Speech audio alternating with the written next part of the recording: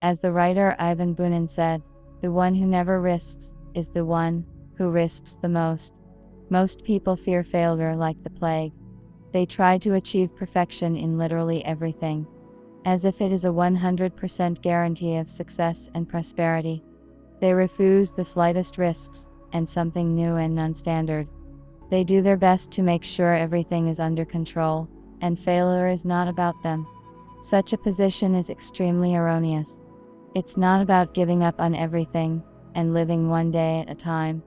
We are talking about missed opportunities, which, oddly enough, open up before us after every fall. And if you realize this, then failure can be a valuable gift, and not something frightening that should be avoided at all costs. In fact, trying to avoid failure is nothing more than a manifestation of our proud and undefeated ego. Indeed, if you constantly run away from them, then in the short term, perhaps this will work.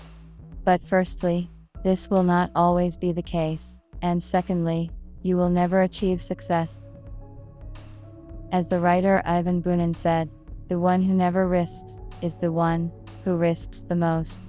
The fact is that failure brings a lot of new opportunities that you simply could not have with a smooth and measured course of life. This is why so many successful people in the business world always emphasize that they would never have reached the top if it were not for repeated falls and failures. Many of them had to start literally from the beginning, and more than once. That is why you should learn to be friends with failure, that is, to use it as a springboard and reset, which sooner or later will still lead to success.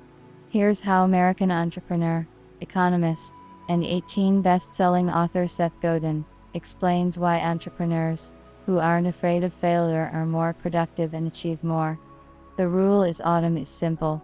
In the end, the one who fails the most is the one who wins. If I have more losses than you, then I will win in the end, me. Because in order to continue, you need to constantly improve and become better, so as not to fly out of the game.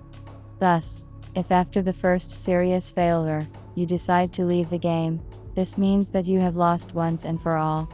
If you fall, rise, fall again and rise again, then constantly learn new things, become stronger, more resilient, wiser.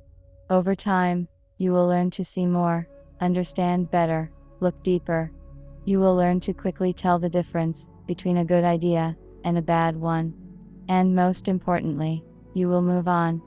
This is confirmed by numerous scientific studies. If you want to make a breakthrough in some area, come up with something new that was not there before, then you will have to shovel hundreds, if not thousands of different ideas. Most of them will not work, and many will turn out to be outright failures. But over time, having gone through failures and mistakes, you will learn to determine where there is a rational grain, and what should be discarded. Each mistake during trial and error searches will bring you closer to the optimal solution. If the fear of failure still haunts you, here are some very effective strategies that will help you get rid of it once and for all. 1. More often go out to sea. Publish your work. Do not hide in the table for fear that you will not be noticed or criticized, but send, offer, send. Speak out loud, and write about your ideas. Try a variety of methods and techniques. Hundreds, thousands of times. Do not hide, but vice versa. Tell, show, demonstrate to the public what you have learned, and what you have done. This will help you accept mistakes, misunderstandings and failures as an integral part of the work. You will gain the necessary experience, and get a clearer idea of what and how to do it. By the way, before Seth Godin wrote his 18 bestsellers, he worked as a simple book packer. For 10 years he wrote one book a month. It's no surprise that after writing 120 books, Seth figured out how to write to make your work a bestseller. 2. Distract from thinking about the result. Just because you failed doesn't mean you're a walking disaster and screwed up, or that you are not good enough and smart enough.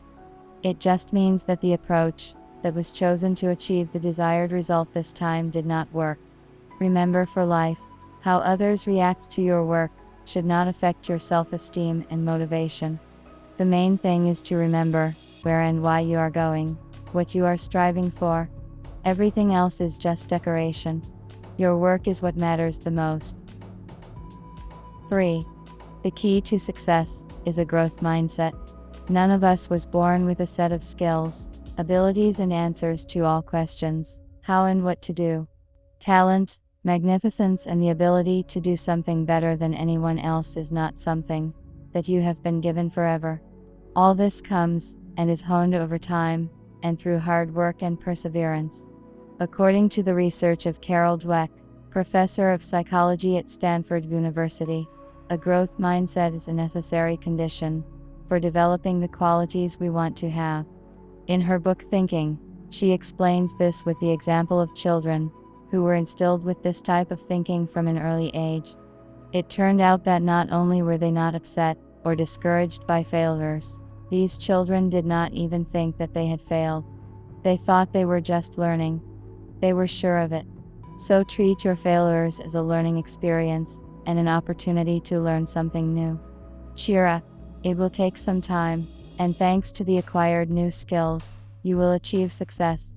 The only condition is to forget forever that everything in life will be like in a fairy tale. Everything is just the opposite. There is no success without failures, and often very serious ones. Therefore, accept all obstacles and trials that have fallen as gifts. It's an experience and it's priceless.